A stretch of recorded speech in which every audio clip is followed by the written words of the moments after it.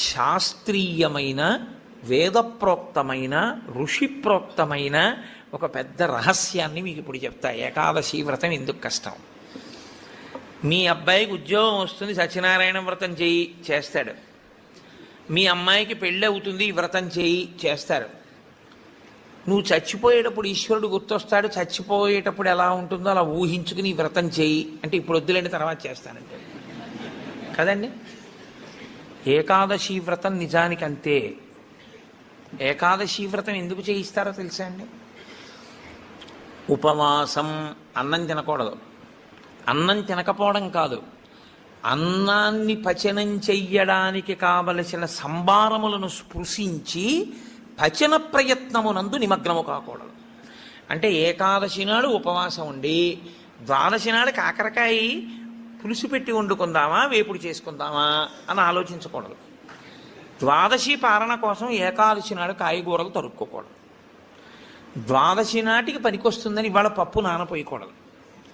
అంటే అసలు మీ శరీరమును పోషించుకోవడానికి కావలసిన ఏ పనిని ఏకాదశి నాడు చేయకూడదు. మరి ఇంక ఏకాదశి నాడు ఏం చేయాలి? అసలు చాలా నిష్కర్షగా మాట్లాడితే నిర్జలోపవాసం, ముక్కోటి ఏకాదశి. నీటిని త్రాగకూడదు, ఉమ్ము మింగకూడదు. ఈ నిర్జలోపవాసం ఎందుకు చేయిస్తారో తెలుసా అండి? పిచ్చాడా, మనుష్యులలో 199 మంది తెలిసే వెళ్ళిపోతారు. అకస్మాత్తుగా అనాయాసంగా వెళ్ళడం మహాదృష్టవంతులకి తప్ప జరగదు. నాకు కాకినాడలో మొన్న తెలుసున్నవారు ఒకరు ఏదో అట్టేస్తానని కూతురికి ఏమిటో మంటగా ఉండు అని వెళ్ళి మొక్కలకి నీళ్లు పోసి పడుకుని ఏదో చెప్తూ ఇలా అలా ఉండిపోయింది. అంతే. ఏమైందంటే వెళ్ళిపోయింది, అంతే, ప్రాణోత్క్రమణం అయిపోయింది. అది అందరికీ పట్టే భాగ్యం కాదు, చాలా కష్టం. అలా వెళ్ళరు. సాధారణంగా 199 మంది వెళ్ళే మార్గం ఏమిటంటే రెండిటిని ఎండగట్టి పంపుతారు. ఒకటి నీరివ్వరు, 2 అన్నం పెట్టరు. ఎందుకని అంటారేమో, తీసుకెళ్ళి ఎక్కడ పడుకోబెడతారు ఇంటెన్సివ్ కేర్ యూనిట్లో. వాడి కర్మ అంతా ఎక్కడొస్తుందంటే ఇక్కడ ఒక గొట్టం పెడతారు, ఇందులోంచి ఏం పోయిరు, ఇందులోంచి ఎక్కిస్తారు. దీంతో ఏం తాకూడదండి అంటారు, దీంతో ఏమీ తినకూడదండి అంటారు. ఇందులోంచి వెళ్ళిందే ఆహారం, ఇందులోంచి వెళ్ళిందే పానీయం. ఫోన్లేండి ఇప్పుడు మాకు వచ్చిన నష్టం ఏమిటి, ఏదో ఒకటి ఎక్కుతోందిగా చచ్చిపోంగా అంటారేమో. ఓ 8 బెడ్స్ వేస్తారు అక్కడ. అకస్మాత్తుగా వీడికి పెతిడ్రిన్ ఇంజెక్షన్ ఇచ్చి వీడు పడుకుని ఉంటే 11ంటికి గొళ్ళుమని ఏడుపు వినపడుతుంది. 3వ బెడ్ మీద వాడిని స్ట్రెచ్చర్ మీద బయటికి తీసుకెళ్ళిపోతూ ఉంటారు. వీడికి గుండెలు గుబక్కుమంటాయి. 11 మంచాలు ఉండేవి, 3వ మంచం వాడు వెళ్ళిపోయాడు. వీడు 8వ మంచం వాడు అయితే పర్వాలేదు, వీడు 1, 2 అయ్యాడు అనుకోండి. వీడి కర్మే. నేను చూశానండి, నేను యథార్థంగా చూశాను ఒక హాస్పిటల్లో. నేను దీన్నేమి హాస్యంగా చెప్తున్నానని మీరు అనుకోకండి. 3 మంచాలలో మధ్య మంచం ఆయన వెళ్ళిపోయాడు. నేను చూస్తున్నాను, ఎవరో కాదు మా బంధువే. ఏడుస్తుంటే డాక్టర్లు అన్నారు, అమ్మ ఇక్కడ ఏడవకూడదు, నిశ్శబ్దంగా తీసుకెళ్ళి బయట ఏడవండి అన్నారు. ఎందుకంటే వాళ్ళు వెళ్ళిపోతారు గట్టిగా ఏడిస్తే, ఏడవకూడదు అన్నారు. నిజమే అది. వాడు అప్పటికే, నేను వెళ్ళిపోయిన వాడిని చూడటం లేదు, 1, 3 మంచాల వాళ్ళని చూస్తున్నాను. వాళ్ళు వీడు వెళ్ళిన మార్గం మూసుకుపోవుగాక అని వాళ్ళిద్దరు అలా చూస్తున్నారు. వీడు అదే వ్యాధితో జాయిన్ అయిన వాడికి ఎంత భయంగా ఉంటుందండి. గబాలను గోనుగుడలో బారేసి దగ్గర చేసి పట్టుకెళ్ళిపోతున్నారు బయటికి. పట్టుకెళ్ళిపోతుంటే ఆ బయటికి తీసుకెళ్ళిన తర్వాత ఇలా కిటికీలోంచి చూస్తే ఏం చేస్తున్నారో అన్నీ కనపడుతున్నాయి. కనపడుతుంటే వీడికి ఎలా ఉంటుంది, వీడి పరిస్థితి ఎలా ఉంటుంది? నాన్న రామకృష్ణ అనుకో ఇప్పుడు, అంటే నీ మొహం ఇట్లా ఎక్కడంటానంట. తినలేడు, తాగలేడు, బయటికి వెళ్ళలేడు. తింటే తప్ప తాగితే తప్ప నిద్ర పట్టడం అలవాటుగా చేసుకుని ఉన్నవాడు కడుపు నిండా తింటే కనుబడిపోతుంది. అందుకని రాత్రి అయ్యేటప్పటికి బాగా తినేసి పడుకోవడం, నిద్రైపోవడం, మళ్ళీ లేవడం, మళ్ళీ తింటూ ఉండడం, ఇది అలవాటైపోయింది చాలా కాలంగా. ఇప్పుడు కాదు, కోట్ల జన్మలుగా జీవుడు అలవాటు చేసుకున్నాడు దీన్ని. ఇప్పుడు తినకుండా తాగకుండా ఈశ్వరుణ్ణి నామం కూడా చెప్పు, ఇంతకన్నా క్లేశం ఇంకోటి ఏముంటుందండి? తినద్దంటే క్లేశం, తాగద్దంటే క్లేశం. పోనీ తినద్దు తాగండవు, తాగద్దు తినండవు. తినద్దు తాగద్దని ఊరుకోడు, భగవన్నామని చెప్పమంటాడు. తినద్దనేటప్పటికే ఏమవుతుందంటే ఏకాదశి నాడు ఉపవాసం చేయండి అన్నాను అనుకోండి, ఇంకో దోశ ఇవాళ తినేద్దామంటే రేపంతా ఉపవాసం అంటే. కాబట్టి తినద్దు అంటే భయం, తాగద్దు అంటే భయం. తినద్దు తాగద్దు అని ఊరుకోరు. భగవన్నామని చెప్పేటప్పుడు మనసును అలా ఈశ్వరుని యందు నిలబెట్టు అంటారు. ఇప్పుడు ఈ మూడు సాధించడం మీ పిల్లల కోసం కాదు, మీ భర్త కోసం కాదు, భార్య కోసం కాదు. ఎవరి కోసం? ఎవరికి వారి కోసం. ప్రతి పక్షంలోనూ ఒకసారి ఈ ఎక్సర్సైజ్ చేస్తే, ఈ వ్యాయామం చేస్తే, రిహార్సల్ అని ఒకటి ఉంటుంది. అంటే చూడండి, ఒక నృత్య ప్రదర్శన చేసేవాళ్ళు 10 మాటలు బయట వేసుకుంటారు. ఒకసారి ఇలా వేద్దాం ఇలా వేద్దాం, దాన్ని తీసుకొచ్చి చిట్ట చివర ఒకసారి రంగస్థలం మీద వేసేస్తారు. అలాగే ప్రతి పక్షంలోనూ ఒకసారి రిహార్సల్ వేస్తాడు, వెళ్ళిపోయేటటువంటి పద్ధతిని ఊహ చేస్తాడు. ఏమీ తినడం, ఏమీ తాగడం, ఈశ్వరుణ్ణే స్మరిస్తూ ఉంటాడు. ఇప్పుడు ఇది క్లేశపడిపోతూ ఉంటుంది. మనసుని మాత్రం ఈశ్వరుని ఎందే పెట్టుంచుతాడు. తినకూడదు, తాగకూడదు, ఈశ్వరుడి మీద మనసు పెట్టాలి. అభ్యాసం కూసు విద్య కదూ, నిలబెట్టేస్తాడు. నిలబెట్టేస్తే ఏమయ్యాడు? ఆఖరి ఊపిరిలో కూడా ఆయన పేరు చెప్తూ వెళ్ళిపోతాడు. మరి డాక్టర్లు ఉన్నారు కదండి అని మీరు అనొచ్చు. 1,000,000 మంది వైద్యులు కూడి వచ్చినా కానీ మరణమయ్యేడు వ్యాధి మాన్పలేరు. చచ్చిపోయే వాళ్ళందరూ డాక్టర్లు లేక చచ్చిపోయారు అనుకోకండి. ఈశ్వరుడు ఆయుర్దాయం ఇవ్వాలనుకుంటే డాక్టర్ రూపంలో అనుగ్రహించగలడంతే. ఈశ్వరుడు ఇచ్చినవాడు. కాబట్టి ఏకాదశి వ్రతానికి ఉన్న ప్రధాన ప్రయోజనమేమి? అది మృత్యువుని వచ్చినప్పుడు ఎలా ఉంటుందో తత్సంబంధమైనటువంటి తర్ఫీదు మనసుకు ఇచ్చుట. అందుకే ఏ వ్రతానికి చెప్పండి ఏకాదశి వ్రతం చాపి త్రయం అత్యంత దుర్లభం అని ఎందుకంటారో తెలుసా అండి? అసలు నువ్వు అలా ఊహ చేస్తూ కూర్చుని సిద్ధంగా ఉండడం 1/2 గంట చెయ్యలేవు. ఓ వారం ఓ పక్షంలో చేసి అయ్యి బాబోయ్ అలా మళ్ళీ ఏకాదశి వచ్చేస్తే మళ్ళీ అలా ఊహిస్తూ అలా ఉండాలంటే భయంగా ఉందండి, ముక్కోటి ఏకాదశి చేసేస్తానండి. కాబట్టి ఈశ్వరుడు అంటాడు, పోన్లే ఏడాదంతా చేయలేవా, బెంగెట్టుకోకు, ఏడాదంతటికి బదులుగా ముక్కోటి ఏకాదశి చేస్తావా, అప్పుడు నేను ఎన్ని ఫలితాలు ఇవ్వాలి నీకు? 23 ఏకాదశుల ఫలితం ఇవ్వాలి. అథవా ఈ ఏకాదశితో కలిపి 24 ఏకాదశుల ఫలితం ఇవ్వాలి. కానీ నేను ఒకటి ఎక్కువ అడుగుతాను, దానికి తగినంత నీకు ఇస్తాను. నేను అడిగిన ఎక్కువ చెయ్యాలి, నువ్వు అడిగిన దానికన్నా కొన్ని కోటి రెట్లు ఇస్తా. 3 కోట్ల ఏకాదశుల ఫలితం ఇస్తా. కానీ మామూలు ఏకాదశుల కన్నా విరుద్ధంగా నువ్వు దీన్ని చెయ్యాలి. ఎందువల్ల విరుద్ధంగా చేయవలసి ఉంటుంది ముక్కోటి ఏకాదశి అంటే, మామూలు ఏకాదశి నాడు మీరు ఉపవాసం చేసేటప్పుడు పండు కాని, కాయ కాని, అథవా కాసిన పాలు కాని తాగితే ఉపద్రవం ఏం రాదు, దానికి దోషం పట్టదు శాస్త్రం. ఎందుకంటే శాస్త్రం ఉపవాసం మీద చర్చ చేస్తుంది. ఉపనిషత్తుల్లో విషయం ఉంది, వేదంలో ఆ విషయం ఉంది. ఎప్పుడెప్పుడు ఉపవాసం ఎలా చెయ్యాలి అన్నది ఉంది. ఆదివారం నాడు కానీ, పౌర్ణమి నాడు కానీ, అమావాస్య నాడు కానీ రాత్రి ఉపవాసం మాత్రమే చెయ్యాలి. పగటిపూట ఉపవాసం చేయకూడదు. ఆదివారం నాడు రాత్రి ఏమీ తినకూడదు. పౌర్ణమి నాడు రాత్రి ఏమీ తినకూడదు. అమావాస్య నాడు రాత్రి ఏమీ తినకూడదు. ఆ ఉపవాస నియమం అక్కడ వరకే. పగటిపూట మీరు భోజనం చేసినా పలహారం చేసినా శాస్త్రం అడ్డురాలు. సాధారణంగా శాస్త్రం ఏం చెప్తుందంటే 2 పర్యాయములు తీసుకోమని చెప్తుంది. 2 పర్యాయములు తీసుకోవచ్చు. కానీ ఇక రాత్రి వేళ తినకూడదు. అష్టమి తిథి, చతుర్దశి తిథి, ఈ 2 తిథుల్లో పగటి వేళ తినకూడదు, రాత్రి వేళ తినాలి. తిథుల్లో పగటి వేళ తినకూడదు, రాత్రి వేళ తినాలి. పగటి వేళ ఏమీ తినకుండా ఊరుకుని నక్షత్ర దర్శనం అయిన తర్వాత మాత్రం భోజనం చేయొచ్చు. అది ఒక్క అష్టమి చతుర్దశి తిథులకు. కాబట్టి ఈ తిథులలో ఉపవాసాలకి, వారములలో ఆదివారం ఉపవాసాలకి, ఎందుకంటే వారాలు అన్ని యుగాల్లో లేవు, కలియుగంలోనే వారాలు. మీరు రామాయణాన్ని చూస్తే రామాయణంలో వారాలు ఉండవు. కాబట్టి వార నియమం ఎవరికి వచ్చిందంటే ఒక్క కలియుగంలోనే వచ్చింది. కలియుగంలో ఆదివారమే ఉపవాసం ఎందుకు పెట్టారో తెలుసా అండి? ఆరోగ్యం భాస్కరాది చేత్, ఆరోగ్యము సూర్యభగవానుడి యొక్క అనుగ్రహంతో నిలబడుతుంది. సూర్యభగవానుడు అధిదేవతగా కలిగినటువంటి రోజు, ఆయన యొక్క తేజస్సు ఎక్కువగా పరిపుష్టమయ్యే రోజు భానువారము, ఆదివారం. అటువంటి సూర్యభగవానుని యొక్క అనుగ్రహం కలగాలి అంటే ఆదివారం నాడు ఉపవసించాలి. ఉపవసించుట అన్న మాటని మీరు ఎప్పుడు 2 కోణాల్లో అర్థం చేసుకోవాలి. 2 కోణాల్లో అర్థం చేసుకోవడం అంటే, కడుపు ఖాళీ అయిన తరువాత మళ్ళీ వేయకుండుట. శరీరానికి ఆరోగ్యం ఎప్పుడూ డాక్టర్ దగ్గరికి వెళ్లకుండా ఉండడానికి 3 ఉన్నవాడు వెళ్ళడు అని ఆయుర్వేదం చెప్తుంది. ఎవరు వెళ్ళడు అంటే, కడుపులో వేసిన పదార్థమంతా ఖాళీ అయ్యే వరకు మళ్ళీ వెయ్యనివాడు. కడుపులో పదార్థం వేశారనుకోండి, అది పూర్తిగా పచనం అయిపోయి కడుపు ఖాళీ అయింది, అప్పటి వరకు వేడు మళ్ళీ. అలా వెయ్యని వాడెవడో వాడు వైద్య దర్శనం చెయ్యడు. ఎడం పక్కకి తిరిగి ఎడమ చేతిని తల కింద పెట్టుకుని గుండెలు పరుపుకో బొంతకో తగిలేట్టుగా పడుకున్నవాడు వైద్యుణ్ణి చూడడు. 3, ప్రతిరోజు రాత్రి తాంబూల చర్వణం చేస్తూ కొంచెం సేపు నడిచి పడుకునేవాడు వైద్యుణ్ణి చూడడు.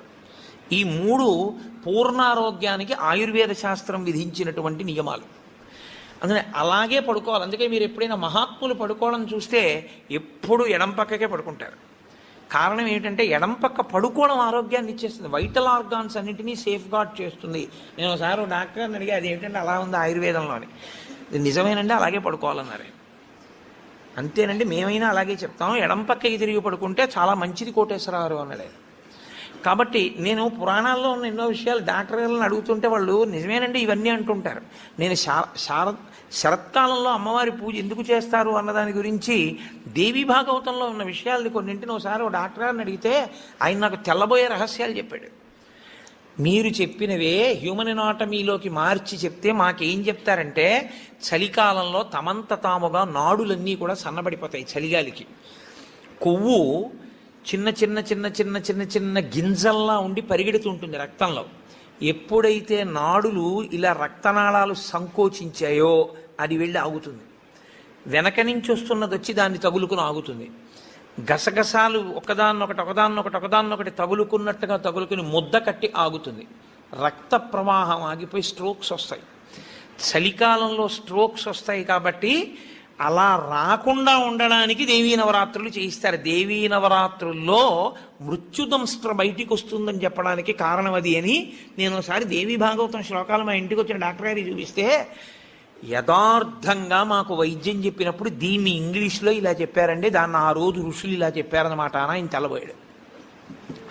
కాబట్టి మన ఋషులు అద్భుతంగా దాన్ని అన్వయం చేసి తీసుకొచ్చి చూపిస్తారు. కడుపులో పదార్థము పూర్తిగా అయిపోయేంత వరకు మళ్ళీ పదార్థం అందులో వెయ్యకూడదు. మీరు ప్రతిరోజు అలా వేస్తూ పెడుతున్నారనుకోండి, మళ్ళీ అది కడుపు ఖాళీ అవగానే మళ్ళీ వేశారు. మళ్ళీ అందులోంచి రసాయనాలు ఊరాలి, అది మళ్ళీ తిరుగుతూ ఉండాలి. మీ ప్రయత్నం లేకుండా ఎప్పుడూ తిరుగుతూ మీ ప్రయత్నం లేకుండా ఆగిపోయేటటువంటి స్పందనలు శరీరంలో ఈశ్వరాధీనములై కొన్ని ఉంటాయి. వాటిని మీరు అసలు ఆపలేరు. ఊపిరితిత్తి, గుండె ఇలాంటివి మీరు ఆపు అని అడగను లేరు. నువ్వు విశ్రాంతి తీసుకోన్నా ఆగను. ప్రయత్నపూర్వకంగా మిగిలిన వాటి ఆరోగ్యం కోసం ఒకదాన్ని ఆపమని చెప్పింది శాస్త్రం. దేన్ని ఆపాలి అంటే, కడుపులో ఉన్న కండరముల యొక్క కదలికకి విశ్రాంతినిమ్మని చెప్పింది. కడుపులో ఉన్న కండరములకు విశ్రాంతిని ఎవరిస్తారో అటువంటి వారి ఆరోగ్యము బాగుంటుంది అని. కడుపులో ఉన్న కండరముల కదలిక ఎప్పుడు ఆగుతుందంటే, దాని లోపల పదార్థమును వేయడం ఆపితే ఆగుతుంది. అందుకని ఏం చేస్తారంటే, ఉపవాసము అన్న పేరుతో లోపల పదార్థం వెయ్యరు. వేయకపోతే ఏమవుతుందంటే కండరములు కదలం. కండరములు కదలకపోతే కంటికి కడుపుకి దగ్గర సంబంధం. కడుపు నిండకపోతే, కడుపు ఖాళీగా ఉంటే కనురెప్ప పడదు. కనురెప్ప పడకపోతే మీరు ఈశ్వరుడి యందు దృష్టి నిలబెట్టి ఈశ్వరుడి యొక్క ఆరాధన చెయ్యగలరు. కాబట్టి ఉపవాసం అన్న దాంట్లో అన్నం తినకుండా ఉండడం అనేటటువంటిది ప్రధానమైన నియమము. దీనికి మినహాయింపిచ్చి ఎట్టి పరిస్థితుల్లో చెయ్యకూడని వాళ్ళని ఇద్దరిని చెప్పింది శాస్త్రం. 8 ఏళ్లకు ముందున్నవాడు 80 ఏళ్ళు దాటినవాడు ఉపవాసం చేయరాదు జీవితంలో. ఈ ఇద్దరికీ నిషేధం. 8 ఏళ్ళు కింద ఉన్న వయస్సు, 80 ఏళ్ళు పూర్తయిన వాళ్ళు ఉపవాసం చేస్తే పాపం, వాళ్ళు చేయకూడదు. ఎందుకని అంటే వాళ్ళ శరీరం అంగీకరించింది, అందులోకి పదార్థాన్ని వేయకపోతే ఒప్పుకోదు. 3వ మినహాయింపు ఒకరికి ఇచ్చింది. కడుపులోకి పదార్థం వెయ్యకపోవడమే విషంగా మారిపోయి శరీరాన్ని పడగొట్టగలిగిన వ్యాధి ఏదైనా సంక్రమించి ఉంటే, అంటే ఒక షుగర్ పేషెంట్ అనుకోండి, ఆయన అలా ఉండిపోయాడు అనుకోండి ఫాస్టింగ్లో, పడిపోతుంది, కోమాలోకి వెళ్ళిపోతాడు. అప్పుడు ఆయన పదార్థాన్ని శరీరం నిలబెట్టుకోవడానికి కావలసినంత పదార్థాన్ని లోపలికి పంపినా ఆయన ఉపవాసం చేసినవాడే. మీరు ఎప్పుడూ ఒకటి గుర్తుపెట్టుకోవాలి, శాస్త్రం ఎప్పుడు మాట్లాడినా చాలా ఉదారంగా మాట్లాడుతుంది. శాస్త్రము కఠినంగా అసలు ఎప్పుడు ప్రవర్తించదు. అలా చెయ్యలేరు మీరు, నిజంగా చాలా కష్టం. కాబట్టి 8 సంవత్సరముల లోపు వాళ్ళు 80 సంవత్సరములు దాటిన వారు ఉపవాసమును చేయరాదు. ఉపవాసమును చేయరాదు అంటే పదార్థమును విసర్జించి ఉండరాదు. కాబట్టి ఉపవాసము అన్న మాటలో మీ కడుపు కండరములు కదలకుండా విశ్రాంతి ఇచ్చుట అన్నది ప్రధాన ప్రక్రియ. ఇది మీరు చూడండి, ఇవాళ రేపు పెద్ద పెద్ద ప్లాంట్స్కి కూడా షట్ డౌన్ అంటారు, కావాలని ఆప్ చేస్తారు, వాటి లాంగివిటీ పెరుగుతుంది, జీవితకాలం పెరుగుతుందని. అదే అన్వయం ఋషులు శరీరానికి చేశారు. ఇది కూడా ఒక యంత్రాంగం, ఇది ఒక తెప్ప. ఇది ఉంటే నువ్వు పుణ్యం చేస్తావు, ఇది ఉంటే నువ్వు ఇంకొక ధర్మకార్యం చేస్తావు. అసలు ఇదే లేకపోతే ఇంకేం చేస్తావు? ఇక జీవుడు చేసుకోవడానికి ఏం లేదు, ఇది ఉపకరణం. కాబట్టి దీన్ని చాలా జాగ్రత్తగా నిలబెట్టుకోవాలి. నిలబెట్టుకోవాలంటే దీని ఆయుర్దాయం పెంచాలంటే 2 రకాలుగానే పెంచాలి. ఒకటి, ఆవేశపడి ఊపిరి తీయకుండా ఉండాలి, ఎందుకంటే ఊపిరిలలో ఆయుర్దాయం ఉంటుంది కాబట్టి. 2, అదే పనిగా దొరికింది కదా అని తింటూ ఉండకూడదు. కాబట్టి ఉపవాసం చేయాలి. ఈ 2 ఎవడు చేస్తాడో వాడు దీర్ఘాయుష్మంతుడు అవుతాడు. ఎవడు దీర్ఘాయుష్మంతుడు అవుతాడో వాడు పాపం చేయడానికి దీర్ఘాయుష్మంతుడు కాకూడదు. దేనికి దీర్ఘాయుష్మంతుడు కావాలి అంటే తన జీవుణ్ణి చక్కబెట్టుకోవడానికి దీర్ఘాయుష్మంతుడు కావాలి. అలా చేసేటటువంటి ప్రక్రియలో వచ్చిన అద్భుతమైనటువంటి తిథి ముక్కోటి ఏకాదశి. ఈ ముక్కోటి ఏకాదశి నాడు సర్వేషాం భోజనద్వయం అన్నారు. అది చాలా విచిత్రమైనటువంటి మాట. అసలు ముక్కోటి ఏకాదశి నాడు నువ్వు చెయ్యవలసినది ఏదో తెలుసా? సర్వేషాం భోజనద్వయం.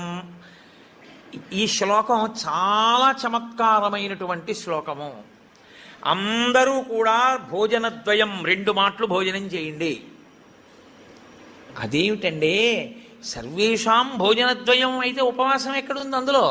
మరి ఇప్పటిదాకా మమ్మల్ని పట్టుకు పీకు తినేశావు, శరీరం చెరుక్కర్రన్నావు, దీన్ని నలిపేయాలన్నావు, దీన్ని క్లేశపెట్టాలన్నావు, ఏకాదశి నాడు పెట్టకండి అన్నావు, ఉపవాసం చెయ్యండి అన్నావు, అలా 23 చేయకపోతే ముక్కోటి ఏకాదశి అయినా చెయ్యన్నావు. ఇన్ని చెప్పిన వాడివి మళ్ళీ ఇప్పుడేమంటున్నావు? ఏకాదశ్యాంతు కర్తవ్యం సర్వేషాం భోజనద్వయం. కర్తవ్యం, తప్పకుండా చెయ్యవలసిన పని. ఏకాదశ్యాంతో, ఏకాదశి నాడు ఏమి? సర్వేషాం, అందరికీ. భోజనద్వయం, 2 మాటలు భోజనం చేయండి. భోజనద్వయం, 2 మాటలు భోజనం చేయండి. మరి అదేమిటి ఇప్పటిదాకా నేను చెప్పిన ఉపన్యాసం అంతా పోలా ఈ శ్లోకంలో? అది ఎందుకు శ్లోకాన్ని అలా చేస్తారో తెలుసా అండి?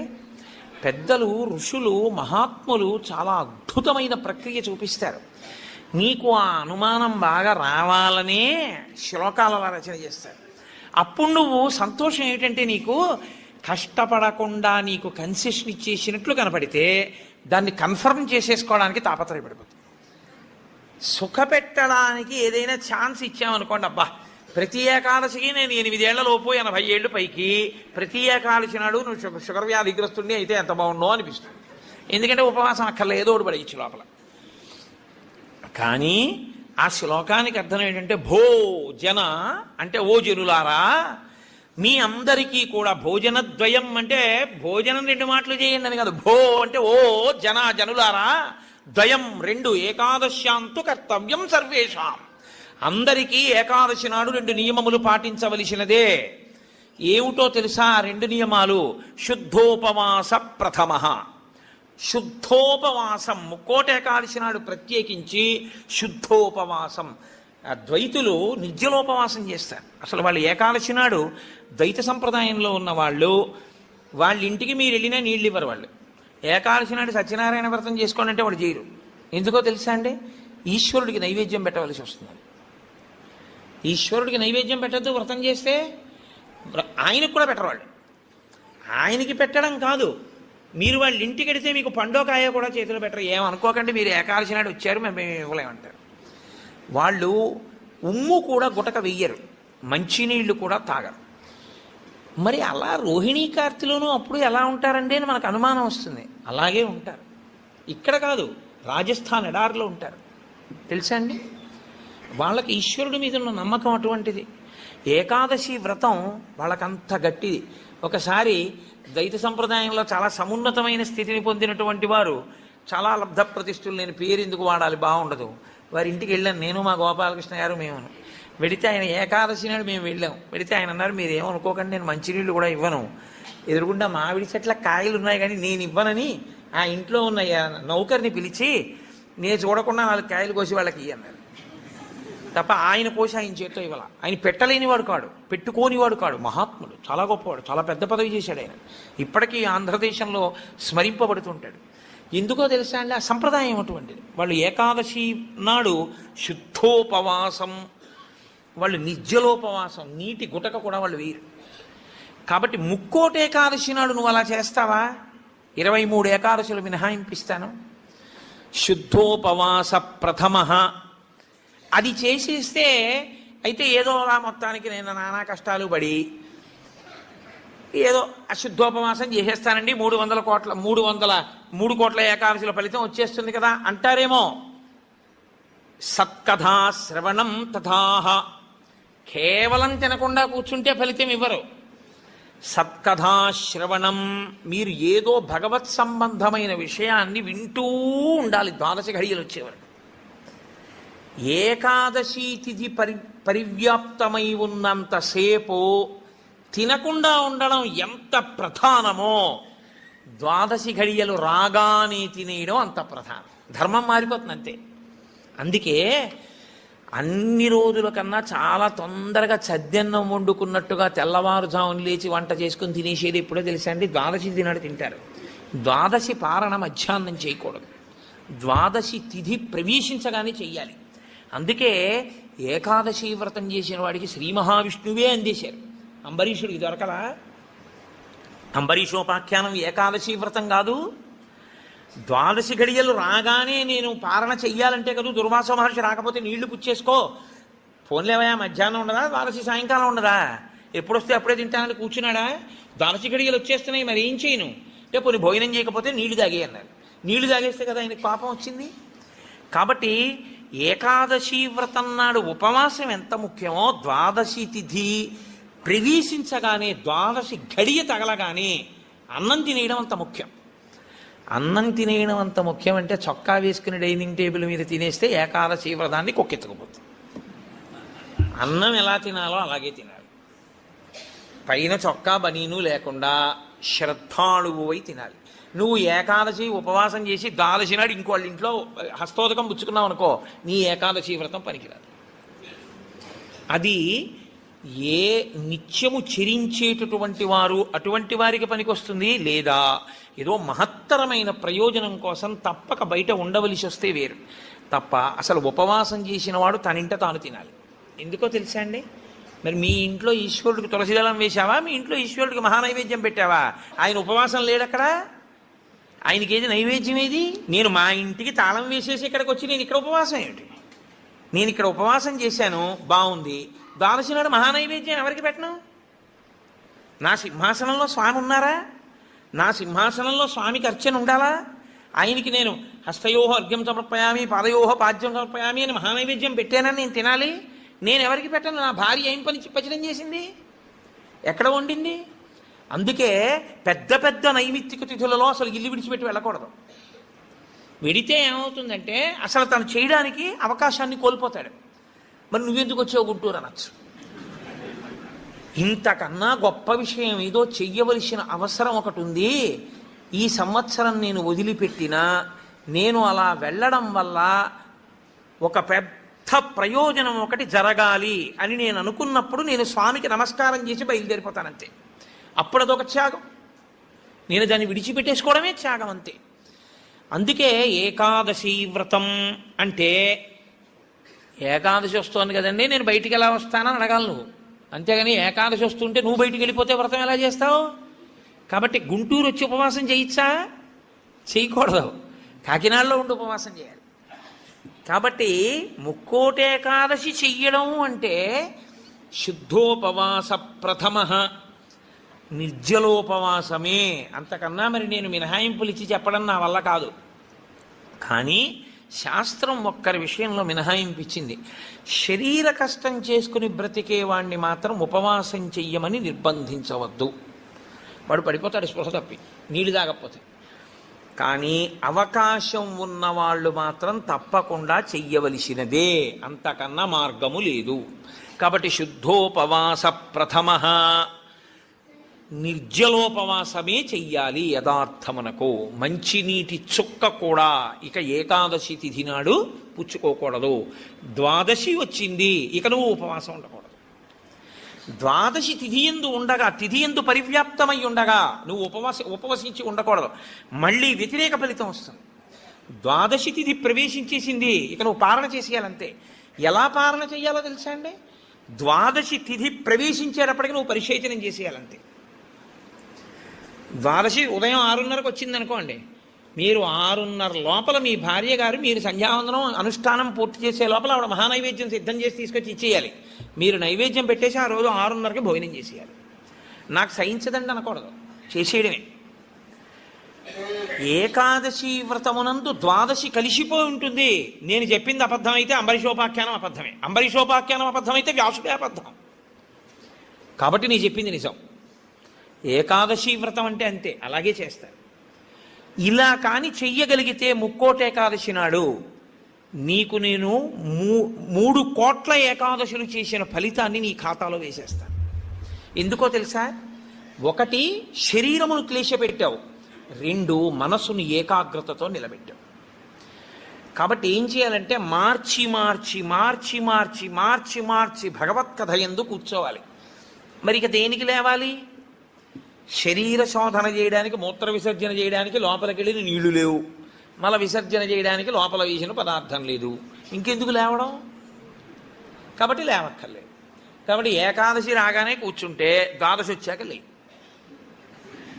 అయితే అప్పుడు అందులో ఏముంది? జాగరణ కూడా ఉందా? ఉందా లేదా? ఏకాదశి నాడు ఉపవాసం అంటే అన్నం తినకుండా పక్కన కూర్చోవడం అని మీకు ఎవరు చెప్పారు? జాగరణ కూడా ఉంది.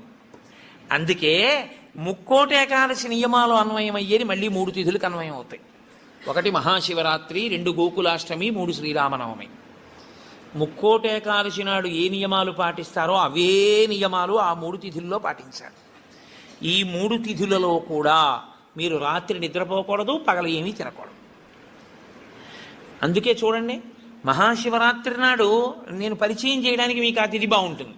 మహాశివరాత్రి అంటే జాగరణతో కూడిన ఉపవాసమే. అందుకని నిద్రపోయి ఉపవాసం చేసేస్తానంటే అప్పుడు ముందు రోజు ఏ ఇంజక్షన్ చేయించేసి పడుకోవచ్చు. 12 గంటల తర్వాత తెలివచ్చే ఇంజక్షన్ ఒకటి. అలా కుదరదు. మీరు నిద్ర కూడా విసర్జించాలి. ఎందుకో తెలుసా అండి? నిద్ర విసర్జించడంలో చాలా పెద్ద క్లేశం ఉంటుంది. 1 తినలేదు, 2 తాగలేదు. ఒక స్థితికి వచ్చేటప్పటికీ నిస్త్రాణ కొంచెం వస్తుంది. వచ్చి ఫోన్లే అలా పడుకుంటే బాగుండు, కాస్త ఉత్తరీయం వేసుకుని అనిపిస్తుంది. అలా పడుకోకూడదు. అందున దీక్షితుడు అందుకే ఎప్పుడు పడితే అప్పుడు, ఎక్కడ పడితే అక్కడ నిద్రపోకూడదు. అలాగా మీరు పగలు రాత్రి కూడా ఏకాదశి తిథి ఉన్నంతసేపు, అంటే ఏకాదశి ఎప్పుడు మొదలైందో అప్పుడు ఒక రాత్రి కూడా పరివ్యాప్తం అవుతుంది. ఆ రాత్రి ఆ పగలు మీరు జాగరణ యందు ఉపవాసమునందు ఉండాలి. అంటే మారుస్తూ ఉండాలి. ఒకటే చేస్తున్నారనుకోండి, మనసు ఏమవుతుందంటే దాన్ని విడిచిపెట్టి ఇంకో చోటుకి వెడుతుంది. అందుకే ఏకాదశి చేసేటప్పుడు ఏం చేస్తారంటే సంఘంగా చేస్తారు. సాధారణంగా ఏకాదశి తిథిని ఒక్కడే చేయడం కొంచెం కష్టం. ఒక సంఘంగా అనుకుని ఏం చేస్తారంటే, ఏదో ఏకాదశి ప్రవేశించేటప్పటికి సంధ్యావందనం చేసుకుని ఇంట్లో కులదేవతార్చన చేసుకుని అందరూ కలిసి దేవాలయానికి చేరుకుంటారు. అందరూ కలిసి ఈశ్వరునికి సత్యనారాయణ వ్రతం చేస్తారు. అందరూ కలిసి విష్ణు సహస్రనామ స్తోత్ర పారాయణం చేస్తారు. అందరూ కలిసి త్యాగరాజస్వామి సంగీత విభావరి వింటారు. అందరూ కలిసి భజన చేస్తారు. అందరూ ఎవరో లేచి నాట్యం చేస్తారు, మిగిలిన వాళ్ళు చూస్తుంటారు. మారుస్తారు. మార్చి మార్చి మార్చి మార్చి భగవత్ శబ్దమునందే లీనమైపోతారు. ఏది చేస్తున్నా ఈశ్వర నామం పడుతుంటుంది. ద్వాదశి నాడు అన్నం తింటుంటే ఏది విన్నా గోవింద గోవింద అని అవే వినపడుతుంటాయి. ఇంకా ఏదో వెంకటాచలంలో 10 రోజులు ఉండొచ్చిన వాడికి ఎక్కడ చూసినా గోవిందా అని వినపడినట్టు ఇంకా అస్తమానం గోవిందా అని వినపడుతుంటుంది. అంతగా నువ్వు ముక్కోటి ఏకాదశిని చెయ్యగలిగితే, అలా చేసినప్పుడు నీకు 3 కోట్ల ఏకాదశుల ఫలితాన్ని నీ ఖాతాలో వేస్తాను. నాకు ఇప్పుడు చెప్పండి, నిజంగా ముక్కోటి ఏకాదశి చేసేవాళ్ళు ఎంతమంది? ఇప్పుడు చెప్పండి, నిజంగా ముక్కోటి ఏకాదశి చేసేవాళ్ళు ఎంతమంది? ఎవరికి వెయ్యాలా ఫలితం? 24 ఏకాదశుల్లో ఒక్క ఏకాదశి అలా చేయగలవా అంటే దాని అర్థం ఏమిటో తెలుసా అండి? ఒక ఏకాదశి నిజంగా అలా చెయ్యాలని మీరు అనుకుంటే కనీసం ఇంకో ఏకాదశి మీరు అలా రిహార్సల్ వేయాలి. మీరు ఇంకో ఏకాదశికి రిహార్సల్ వేస్తే అది వస్తోంది ఇబ్బంది, కాబట్టి ఆ రోజుని ఇది రాకుండా చూసుకుందామని మీరు జాగ్రత్త పడతారు. ఓ పని చేస్తున్నారనుకోండి, ముందే ఇలా చేస్తే బాగుంటుంది, ఇలా చేస్తే బాగుంటుందని ప్రణాళిక రచిస్తారే, ప్రణాళిక రచనకు పక్కన ఇంకొక ఏకాదశి జరగాలి. అందుకే ముక్కోటి ఏకాదశి ఒక ఏకాదశి ఎవడు చేయడు, పక్కన ఇంకో ఏకాదశి చేస్తాడు. ఇది ఏదో ఏకాదశి చేశారనుకోండి, ఓహో ఏకాదశి చేస్తే ఇదిగో ఇలా ఇలా ఇబ్బందులు ఉంటాయి. నేను మీకు ఒక ఉదాహరణ చెప్తాను. ఏకాదశి రేపు వ్రతం చేద్దాం అనుకుని ముందు రోజు మీరు పుల్లని పదార్థాలు, తీయటి పదార్థాలు బాగా తినేశారనుకోండి, మీరు ఇంక దాహాన్ని ఆపలేరు. దాహము తనంత తాను పొటమరించకుండా ఉండాలి అంటే మీరు శారీరకమైన ఆంతరమైన జాగ్రత్తలు కొన్ని తీసుకోవాలి. ఒకటి, వేడిగా ఉన్న చోటుకి వెళ్ళి మీరు కూర్చోకూడదు, శరీరం పడిపోతుంది, డిహైడ్రేట్ అయిపోదు. కాబట్టి అందుకే పరమేశ్వరుడు కూడా అనుకూలమైనటువంటి కాలంలో ఇచ్చాడు, పుష్యమాసంలో ఇచ్చాడు. నీటిని శరీరం ఎక్కువ డిమాండ్ చేయదు ఈ టైంలో. ఇది ఆయన పట్టుకెళ్ళి రోహిణీ కార్తీలో పెట్టాడు అనుకోండి, అసలు ఉండడు ఆవిడ చేసేవాడు కదండి. అందుకని పట్టుకొచ్చి హేమంత ఋతువులో పెట్టాడు, తనంత తాను పైనుంచి చల్లగా ఉంటుంది. కాబట్టి ఏకాదశి చెయ్యడం అంటే దాని అర్థం ఏమిటో తెలుసా అండి? దానికి 3 రోజులు ముందు నుంచి మీరు పదార్థముల మీద అదుపులోకి వచ్చేయాలి. ఇక ఒక్కసారి అది తింటే మళ్ళీ ప్రయత్నపూర్వకంగా మీరు మంచినీళ్లు తాగాలనుకుంటే తప్ప దాహం వేయకుండా శరీరం నిలబడగలిగినటువంటి రీతిలో ఆహారం ఏది ఉంటుందో అటువంటి ఆహారాన్ని ఎంచి అంత సాత్విక ఆహారంతో నిలబెట్టాలి. ముందు నిలబెడితే ముక్కోటి ఏకాదశి నాడు నీళ్ళు అడగకుండా ఉంటుంది, శక్తి లోపల నిలబడుతుంది. అంతకు ముందు కొన్ని రోజుల పాటు మీలోని శక్తిని క్షయం చేసేయకుండా మీరు ఉండాలి, మీ తేజోక్షయం చేయకూడదు. అంతకన్నా ఇంకో మాట నేను చెప్పను. అలా మీరు నిలబడగలిగితే ముక్కోటి ఏకాదశికి మీరు సిద్ధపడగలుగుతారు. అకస్మాత్తుగా ముక్కోటి ఏకాదశి ఓటీ చేసేస్తానంటే కుదరదు. కాబట్టి అసలు ముక్కోటి ఏకాదశి అన్నదాని యందు ఎంత సత్యమైన వాక్కులు ఉన్నాయో, శరీరమును క్లేశపెట్టడం అనేటటువంటిది శాస్త్రమునందు ప్రతి 11 రోజుల్లో ఒక రోజు తప్పదు. ఏకాదశి అంటే ఆ 11 ఈశ్వరుని యందు నిలబడాలి. 5 జ్ఞానేంద్రియాలు, 5 కర్మేంద్రియాలు, మనస్సు 11 నిలబెట్టాలి. దానికి ఉపవాసం చెయ్యాలి.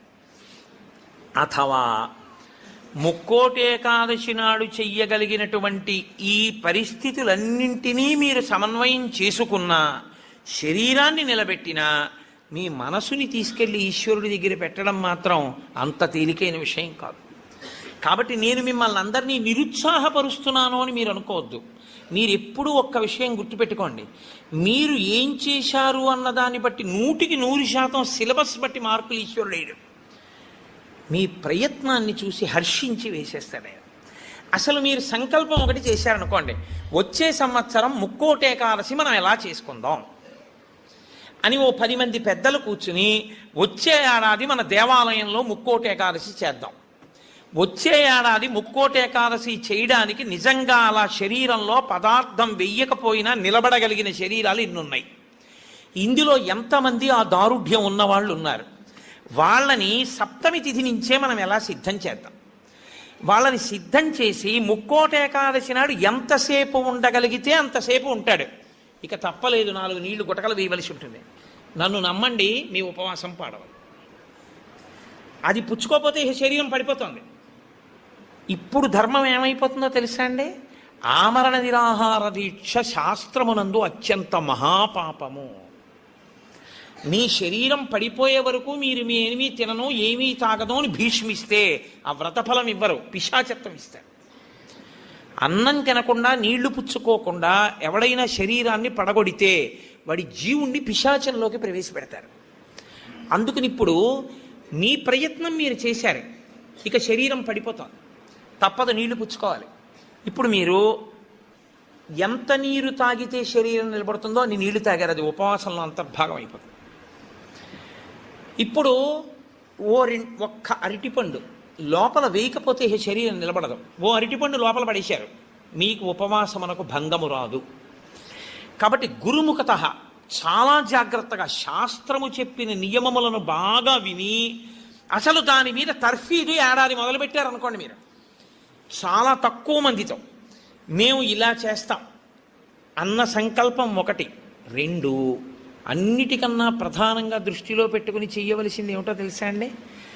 నీరు పుచ్చుకోకుండా ఆహారము పుచ్చుకోనప్పుడు మనసు ఆ స్థితికి వెడుతున్నప్పుడు ఎంత ఖేద పడుతుందో ఇప్పుడు అర్థమవుతోంది.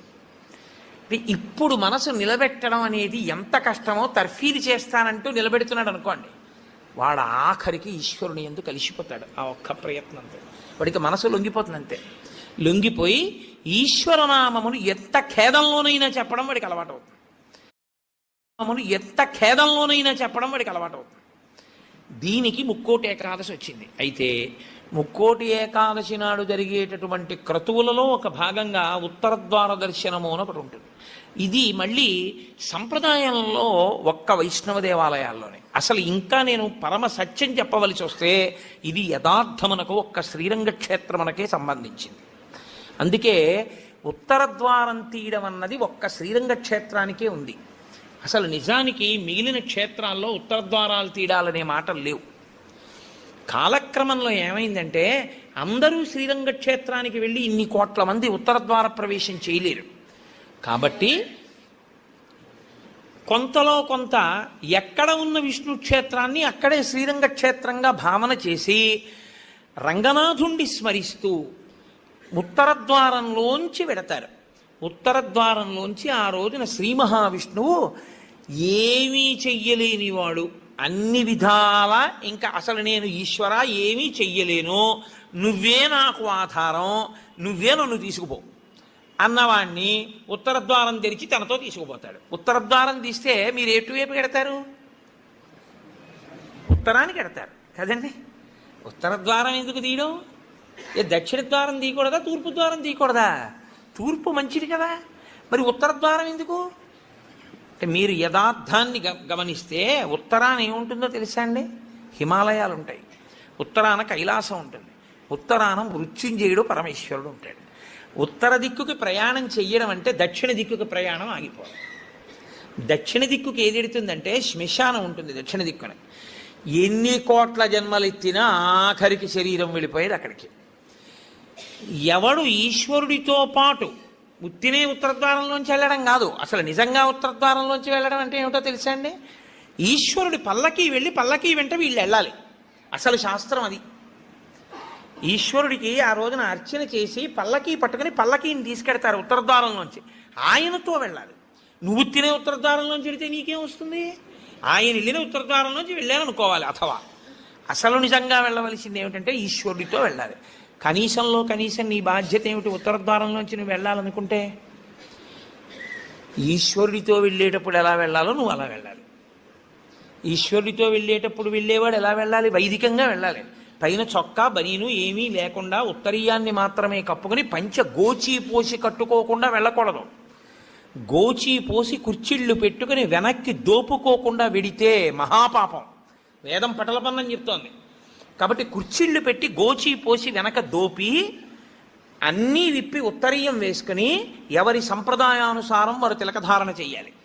నీకు ద్వాదశనామములైతే ద్వాదశనామములు, నాకు విభూతి ధారణ ఎలా చెప్తే అలా నేను విభూతి ధారణ నేను చేసి శ్రీరంగనాథుడితో కలిసి ఆయన పల్లకీతో నేను ఉత్తరద్వారంలోంచి మౌనంగా కానీ భగవన్నామం చెప్తూ కానీ ఆయన వెంట వెడితే నా ప్రాణోత్క్రమణం అయినప్పుడు కూడా ఆయన నన్ను అలాగే తీసుకెడతాడు. ఉదారుడై నన్ను నమ్మి, శాస్త్రం నమ్మి నాతో ఓ రోజు వచ్చాడు. కాబట్టి ఇప్పుడు అలాగే తీసుకెడతానని ఉత్తరద్వారంలోంచి తీసుకెడతాడు. ఇది ఇక ఏమీ చెయ్యలేను, నాకేమీ చేత కాదన్నవాడైనా కనీసం చెయ్యాలి. ఏమీ చేత కాని వాడన్నా చెయ్యాలి. ఈశ్వరాన్ని నాకు ఏం చేతనైనని నేను అన్నీ చేసేస్తానని ఇది మాత్రం మానేస్తాను అన్నవాడన్నా చెయ్యాలి. అందుకే శివాలయంలో ఎందుకు ఉండదో తెలుసా అండి? ఉత్తరద్వారంలోంచి వెళ్ళేది అక్కడికే కాబట్టి ఇంకా మళ్ళీ శివాలయంలో ఉత్తరద్వారం ఎందుకు? అంత శివకేశవ అభేదంగా ఉంటుంది ముక్కోటి ఏకాదశి యథార్థమునకు. కాబట్టి ముక్కోటి ఏకాదశి తిథి ఏకాదశి తిథి అంత గొప్పవై ఉంటాయి. అందుకని ఉత్తర ద్వార ప్రవేశం చేస్తారు. అటువంటి ముక్కోటేకాదశి తిథి నాడు మీరు భగవత్ సంబంధంగా ఏది చేసినా కూడా దేశకాలాదులను అనుసరించి కోట్ల రెట్లలో ఈశ్వరుడు దాని ఫలితాన్ని ఏర్పాటు చేసేస్తాడు. మీరు రామచంద్రమూర్తిని నించోపెట్టి పంచామృతాలతో అభిషేకం చేశారనుకోండి, 3 కోట్ల పర్యాయములు అభిషేకం చేసిన తరువాత ఆ మూర్తి ఎంత తేజస్సుతో నిలబడుతుందో అంత తేజస్సుతో నిలబడిపోతుంది అక్కడ. ఇప్పుడు ఆ వంశానికి ఆ దేవాలయానికి ఎంత శక్తి వచ్చేసిందో మీరు ఆలోచించండి. మీరు ఒక తులసిదళం పట్టుకొచ్చి శ్రీ మహావిష్ణువుకి ఇచ్చారనుకోండి, మీరు 3 కోట్ల తులసిదళాలు పట్టుకొస్తే ఏ ఫలితమో ఆ ఫలితం ఇస్తారు. 3 కోట్ల ఏకాదశుల్లో 3 కోట్ల తులసిదళాలు పట్టుకొచ్చి ఇచ్చిన ఫలితం. మీరు రేపొక్కసారి శ్రీరామ రామ రామే తిరమే రామే మనోరమే అన్నారనుకోండి, 3 కోట్ల పర్యాయములు విష్ణు సహస్రాన్ని పారాయణ చేసిన ఫలితం వేస్తారు. రేపు అన్ని 3 కోట్ల మీద వేస్తారు. రేపు మీరేమీ చేయలేదనుకోండి, 3 కోట్ల పాపాలు చేసిన ఫలితం వేస్తారు. మరి అంతే కదండి. 100 మంది పరీక్ష కడితే 30 మంది పాస్ అయ్యారని నేనంటే 70 మంది ఏమైనట్టు? ఫెయిల్ అయినట్టేగా. మరి ఏమీ చేయని వాడు ఏమైనట్టు? పాపాన్ని పొందినట్టు కదా 3 కోట్ల పాపాలని. కాబట్టి ఉత్తర ద్వార దర్శనము చెయ్యాలి, ఉపవాసము చెయ్యాలి. ఇందులో ఎవరెవరు ఏ మినహాయింపులో కెడతారో మినహాయింపును అనుభవించినా తాను చెయ్యగలిగింది చెయ్యాలి.